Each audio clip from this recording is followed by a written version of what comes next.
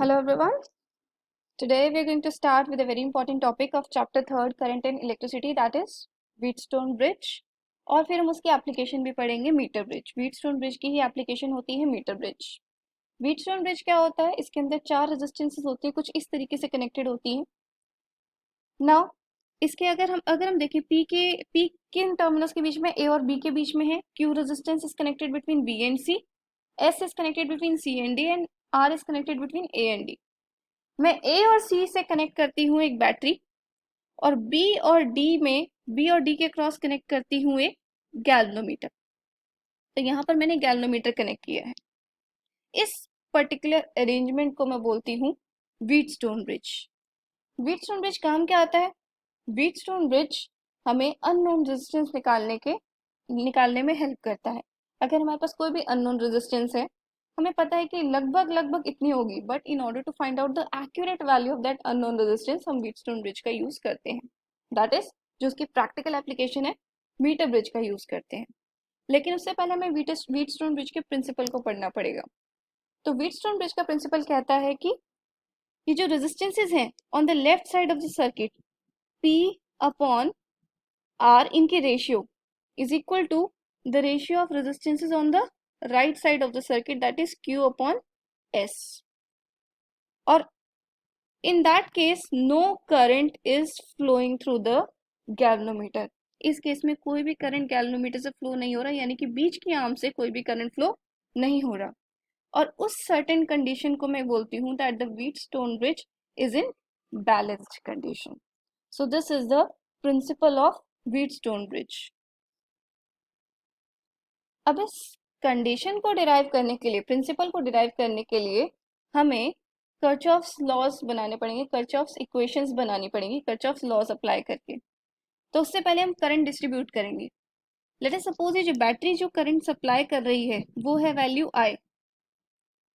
ये आई यहाँ पर जंक्शन पे आके ब्रेक हो गया, थोड़ा करंट ऊपर गया और थोड़ा करंट नीचे गया। लेट अस सपोज ऊपर वाली आर्म में कितना करंट है, पी में से कितना करंट पास हुआ, I1। तो नीचे वाली आर्म में से जिसमें जिसमें हमारे पास आर रेजिस्टेंस लगी हुई, उसमें से कितना करंट पास होगा, I minus I1। Remember I am applying Kirchhoff's first law. Now अगर हम बी जंक्शन पे देखें, यहां पर करंट आ रहा है I1। लेट अस सपोज मेरा ये जो इस आर्म में से, गैल्वेनोमीटर वाली आर्म में से कितना करंट पास कर गया, IG। तो जी ये क्यू रेजिस्टेंस में से कितना करंट पास करेगा, I am applying Kirchhoff's first law, then the current passing through this will be I1 minus IG in this direction. Now, यहाँ से जो करंट आ रहा था नीचे R में से, that was I minus I1।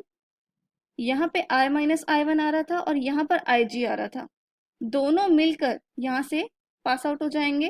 तो net current through the S resistor will be I minus I1 plus IG।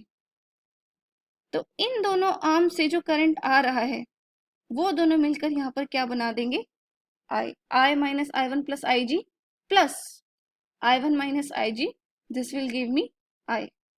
तो जितना करंट बैटरी ने सप्लाई किया था उतना ही करंट वापस सर्किट में से घूम के उसके पास आ गया।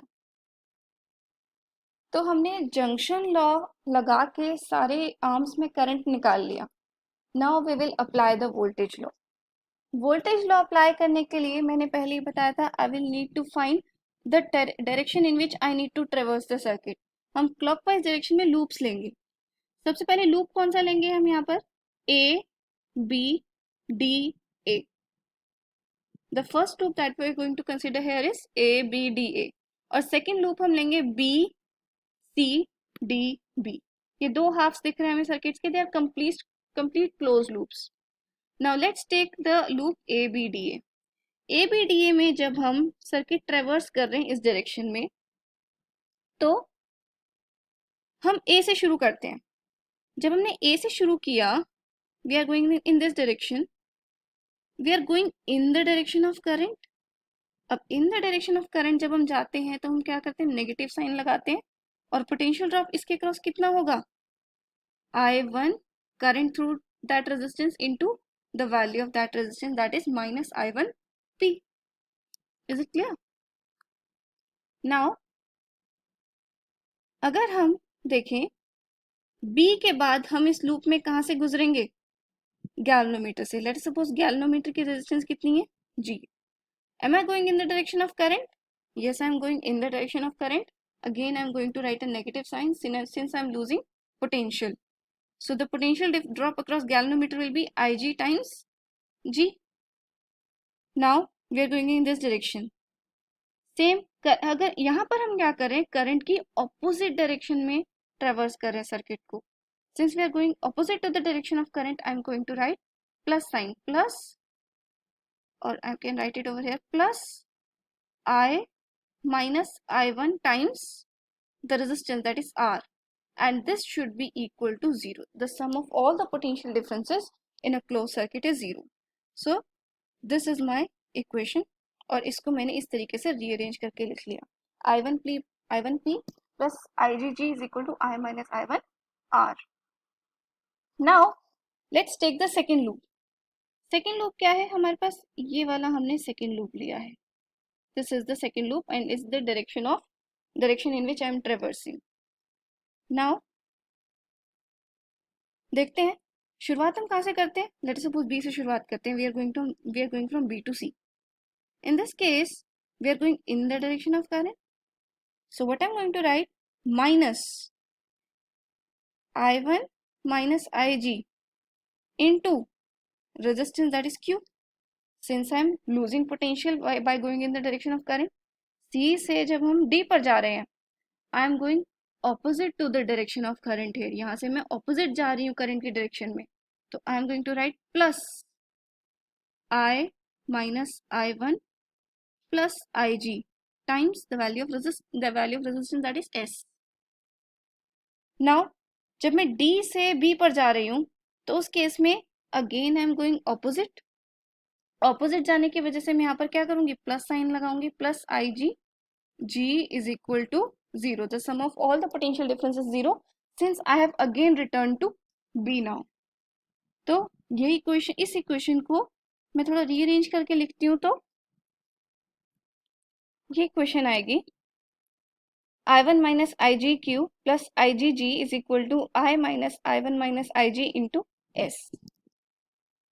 अब हमें बताओ बैलेंस्ड कंडीशन क्या होती है। बैलेंस कंडीशन होती है जब गैल्वेनोमीटर आर्म में से कोई भी करंट पास नहीं कर रहा है, इसका मतलब Ig 0 है। So I need to find the condition for the balance state of this Wheatstone bridge. तो बैलेंस स्टेट में हमारा Ig 0 होता है, तो can I remove all these terms. So what I am going to get, so I'm going to get I1Q is equal to I minus I1S. Now I have got two equations. पहली वाली equation क्या थी, first equation was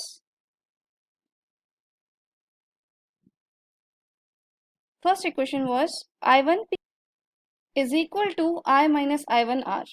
So this was the first equation and this was the second equation. अगर मैं first को second से divide कर दूं, what I'm going to get, I'm going to get this relation P upon Q is equal to R upon S. So this is the condition, balancing condition of the Wheatstone bridge. So the Wheatstone bridge is most sensitive when resistance of all the arms of the bridge is same. हम कहेंगे Wheatstone bridge सबसे ज़्यादा sensitive कब होता है, जब सारी arms की रेजिस्टेंस ऑलमोस्ट सेम होगी। The balance position of meter bridge is not affected on interchanging the position of battery and galvanometer. जो balance position आएगी, it means P upon Q is equal to R upon S. This condition is still the same अगर हम battery और galvanometer को interchange कर देंगे। So this was the explanation of the principle of Wheatstone bridge. In the next video, we will continue with the practical application of this Wheatstone bridge, that is meter bridge. Meter bridge lab में हम experiment भी करते हैं और metre bridge हमारा एक unknown resistance निकालने के लिए यूज होता है। वो कैसे यूज होता है हम नेक्स्ट क्लास में डिस्कस करेंगे। Thank you.